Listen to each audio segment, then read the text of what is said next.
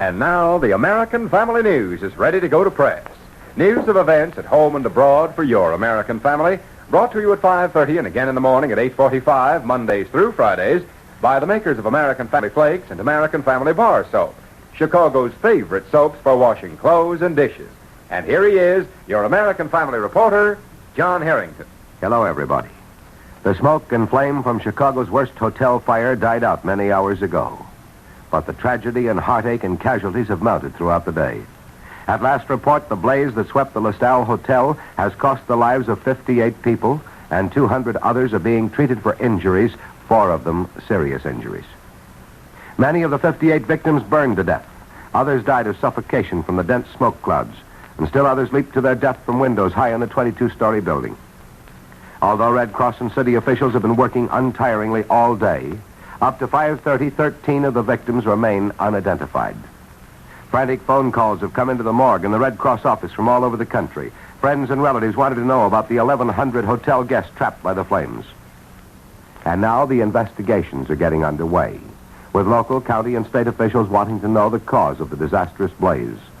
The fire department, the coroner, and a special mayor's committee will investigate for the city of Chicago. And the state legislature plans to send a special committee to make a report to the lawmakers. Fire Marshal Michael Corrigan of Chicago describes the fire as the worst in his 35 years of service and one of the hardest to explain. But hotel employees report that they first spotted the blaze in an elevator shaft, and it was out of control almost immediately because of the strong drafts in the 38-year-old building. To illustrate the intense heat of those flames which completely destroyed the giant LaSalle lobby, a mailman opened the heavy metal mailbox near the elevator shafts and found that all of the letters inside were reduced to a powdery ash. Quincy, Illinois was hit especially hard by the disaster. Quincy's mayor, Edward Schneidman, has been identified as among the dead. Ironically, Mayor Schneidman had originally planned to stay at the Bismarck Hotel, but because of a last-minute change of plans, he registered at the ill-fated LaSalle. One of the most dramatic stories of the fire is that of Miss Anita Blair. As others became panicky, rushed to open windows, and some of them to jump out of those windows, Miss Blair walked slowly and calmly down the fire escape from the 11th floor to safety. As we told you on the 8:45 edition of Your American Family News, Miss Blair was led down that perilous fire escape by a seeing-eye dog.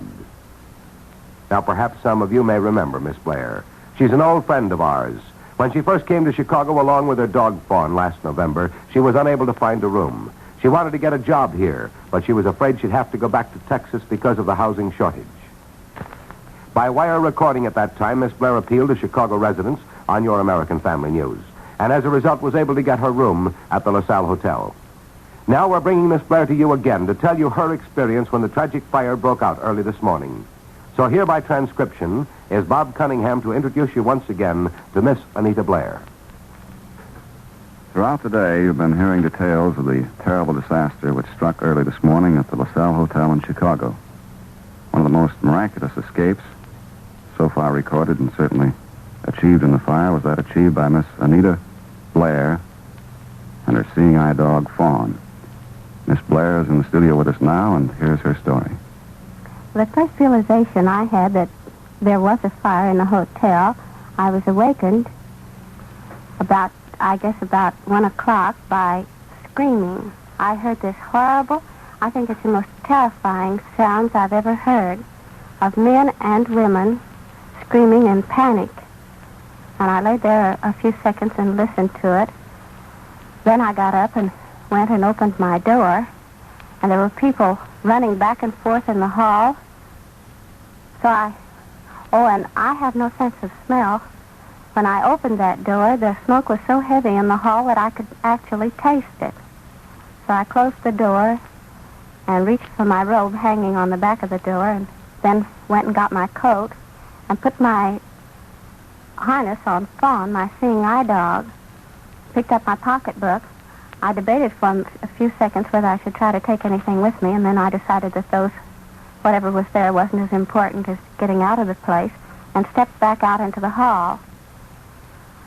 The dog went with me down the fire escape from the 11th floor to the ground.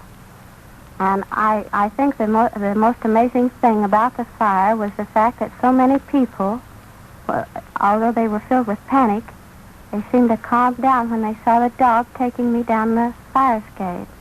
People were very kind to see that I didn't stumble, and I think I was very fortunate. Thank you, Miss Anita Blair.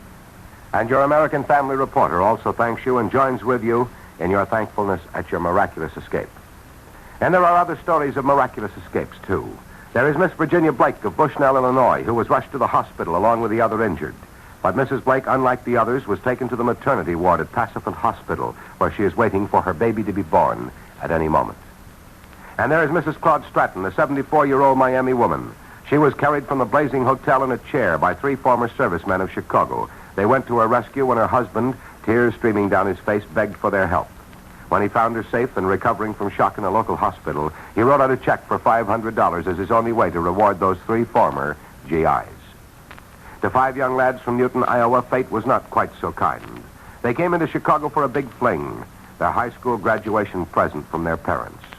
All 5 of the boys died in the blaze. And so we hear more stories, more horror from Chicago's worst hotel fire, which so far has claimed the lives of 58 people. But even in the midst of terror and tragedy, Americans accustomed to post-war shortages can remain immovable. One middle-aged couple vacationing here had experienced the usual difficulty in getting a hotel room when they came into town. And so through last night's horror, that couple remained in their 18th floor room at Chicago's LaSalle Hotel, afraid that they could not find another room if they fled to safety.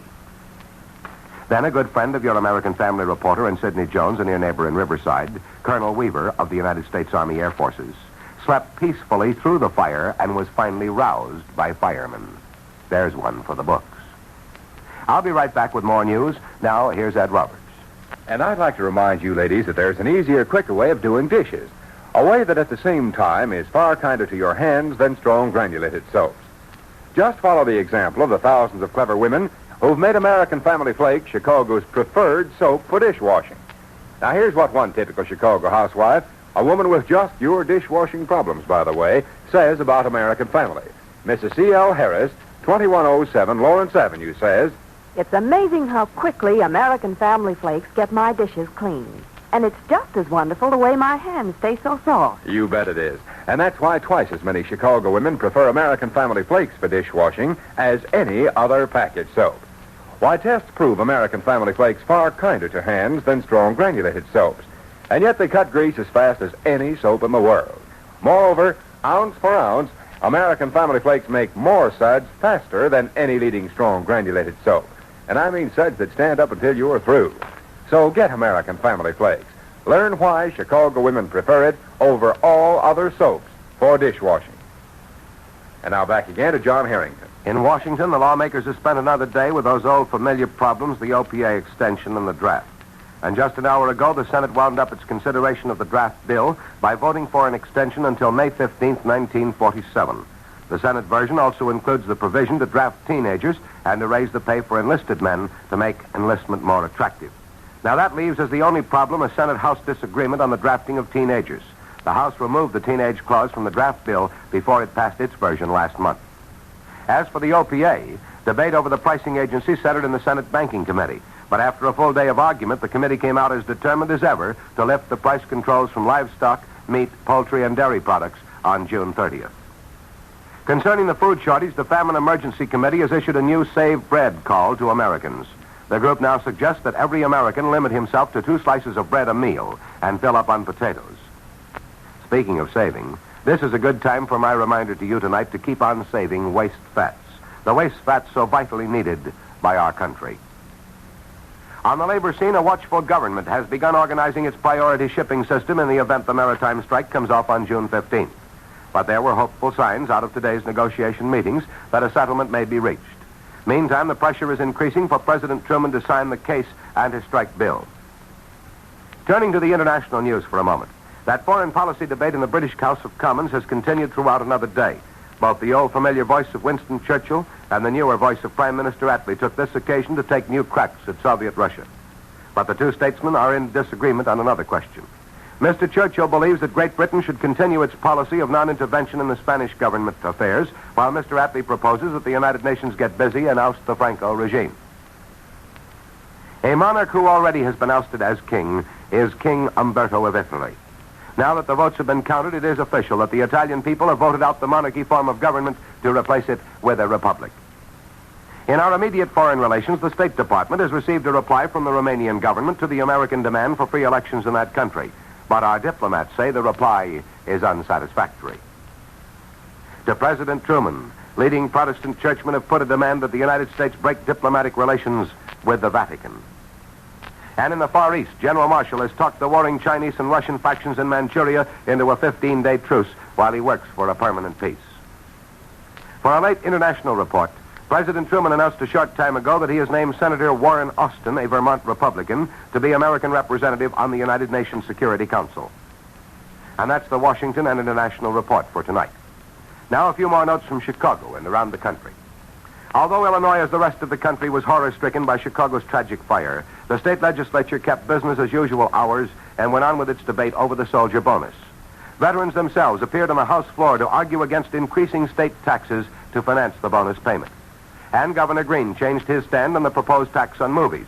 In a letter to the chairman of the Legislative Bonus Commission, he urged that the lawmakers decide against the movie tax when they work out their final plan. At the moment, the Illinois lawmakers seem as far from a final plan as ever. Also in Springfield, members of the Illinois Commerce Commission were taking up a financial matter. The Illinois Commercial Telephone Company opened its arguments for a proposed rate increase which would affect about 600 communities. And federal officials in Chicago are also concerned with high finance today. Internal Revenue agents have filed a claim of more than $878,000 against Meyer Gordon, a Loop pawn shop owner, for non-payment of income tax from 1935 to 43. The federal officials describe Gordon as the biggest fence in the country for stolen goods. For a glimpse at today's activities in Wall Street, the slide of stock prices from recent highs leveled off some, and an assortment of industrial managed moderate advances. In just a moment, I'll have the late weather reports. Now, Ed Roberts. Well, friends, here's one thing for sure. Today, every woman wants to get more service from clothes that are so hard to replace these days. And thousands of Chicago women have discovered an amazingly successful way to do this. It's the American Family Flakes way of washing. And it does away with so much wash day wear and tear that clothes are just bound to last longer. I found that American Family Flakes have such wonderful cleansing ability that you don't have to rub or bleach clothes to death to get them dazzling white. Yet these hard-working American Family Flakes are so mild, colored washables look bright longer than when you use a strong granulated soap. Now, did you ever hear of such wash day magic before? How about it, friends, have you? You know, that's why Chicago housewives prefer American Family Flakes 3-to-1 over all other soaps for washing clothes, according to an independent survey. So to help protect your clothes, use Chicago's favorite soap, American Family Flakes, every wash day. Because you know now, more than ever, it is cheaper to buy good soap than new clothes. And now here again is John Harrington. Well, sir, it looks as though we're almost safe in saying that June is here to stay. Because again tonight, the weatherman is echoing his words of earlier in the week. Fair and continued mild tonight, with a low of 60. And the same holds true for tomorrow, when the thermometer will go clear up to 87 degrees. Today, the mercury got as high as 79, which is where it stands right at the moment. So it's been a nice, lovely June day. Good evening, all. Tune in WBBM at 8:45 tomorrow morning and again at 5:30 when John Harrington, your American Family reporter, will present the WBBM News Bureau selection of the news from here, there, and everywhere. 15 minutes of news brought to you every day, twice a day, Monday through Friday, by American Family Flakes and American Family Bar Soap. Remember our next date, tomorrow morning, 8:45. Ed Roberts speaking. Robert Trout with the news till now follows in just a moment over the WBBM Air Theater, Wrigley Building, Chicago.